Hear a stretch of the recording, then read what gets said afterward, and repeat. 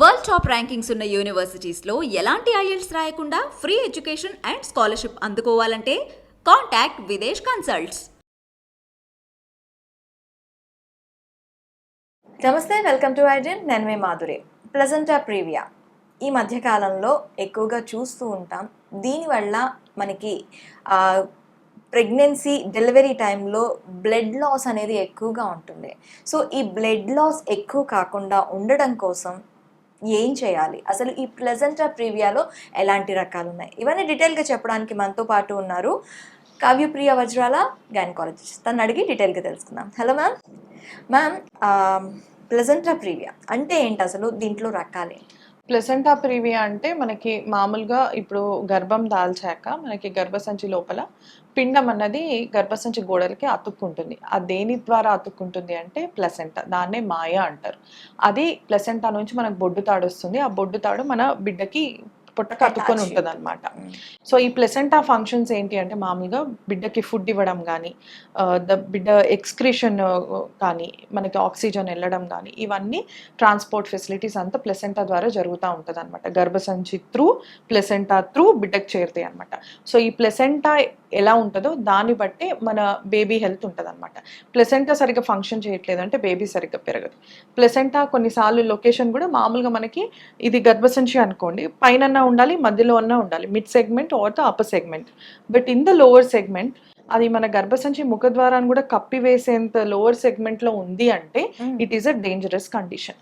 ఇలా ఉన్న వాళ్ళకి ఏంటంటే పద్దాక పెయిన్లెస్ బ్లీడింగ్ అన్నది అవుతూ ఉంటది ప్రెగ్నెన్సీ త్రూ అవుట్ ప్రెగ్నెన్సీలోనే కొందరు ఆన్ అండ్ ఆఫ్ బ్లీడింగ్ అంటూ ఉంటారు కదా. సో అదంతా దీని వల్లే జరుగుతుంది.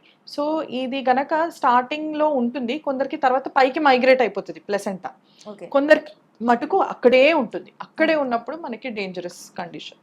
కొందరికి త్రూ అవుట్ అవుతూనే ఉంటుంది. కొన్నిసార్లు మనం బ్లీడింగ్ ఆపలేము, కొన్నిసార్లు ప్రీటర్మ్ డెలివరీస్ అవుతాయి. ప్రీటర్మ్ డెలివరీస్ అయినప్పుడు మనకి మామూలుగా అప్పర్ సెగ్మెంట్ ప్లెసెంటల్ ఇంప్లాంటేషన్ అంటే గర్భసంచి దాన్ని తట్టుకోగలుగుతుంది. లోవర్ సెగ్మెంట్ ఇంప్లాంటేషన్ అంటే గర్భసంచి కెపాసిటీ కోల్పోతుంది, రిట్రాక్ట్ అయ్యే కెపాసిటీ కోల్పోతుంది.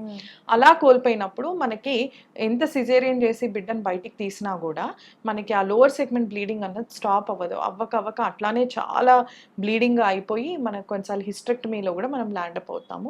కొన్నిసార్లు పోస్ట్ పార్టమ్ హెమరేజ్ అయితే కనుక మనకి ఇంటర్వెన్షనల్ రేడియాలజీ ఫెసిలిటీస్ అట్లా ఏం లేకపోయినా కూడా కొన్నిసార్లు ఎంత బ్లడ్ ఇచ్చినా కూడా పోయి, అంటే రిమోట్ సెంటర్స్లో నేను మాట్లాడేది, అలాంటి వాళ్ళలో పీపీహెచ్ వచ్చి పేషెంట్స్ చచ్చిపోయే కండిషన్స్ కూడా ఉంటాయి అన్నమాట. సో అందుకనే ఎప్పుడు కూడా ఇట్లాంటి కేసెస్ ప్లెసెంటా ప్రీవియా మళ్ళీ ఇందులో రకాలు ఉంటాయి. ఒకటి కంప్లీట్ ఉంటుంది, ఒకటి ఇన్కంప్లీట్, పార్షల్ గా కవర్ చేసే లాస్ని, ఇంకొన్ని జస్ట్ లోవర్ మార్జిన్ మన ఓపెనింగ్ ని టచ్ అవుతాయి అన్నమాట. ఇలాంటి కండిషన్స్ ఉన్నప్పుడు ఎప్పుడు వెజైనల్ ఎగ్జామినేషన్ అనేది చేయకూడదు. వాళ్ళు కనుక లేబర్లోకి సెట్ అయ్యారంటే బ్లీడింగ్ ఆగదు ఇంకా. సో అంతలోపు మనం ఒక క్వటర్నరీ కేర్ సెంటర్కి మనం తరలించాల్సిన అవసరం. ఇట్లాంటి కేసెస్కి ఎలాంటి సెంటర్ని ఎంచుకోవాలి, ఎక్కడైతే మనకి స్కిల్డ్ గైనకాలజిస్ట్ ఉంటారో, బ్లడ్ బ్యాంక్ సపోర్ట్ 24/7 ఉంటుందో, ఒక ఎన్ఐసియు సెంటర్ ఉంటుందో, ఐసియు సెంటర్స్ ఉంటాయో, ఫిజిషియన్ సపోర్ట్ ఉంటుందో, ఇలాంటి సెంటర్స్కే మనము తరలించి డెలివరీ అన్నది చేసుకోవాలి.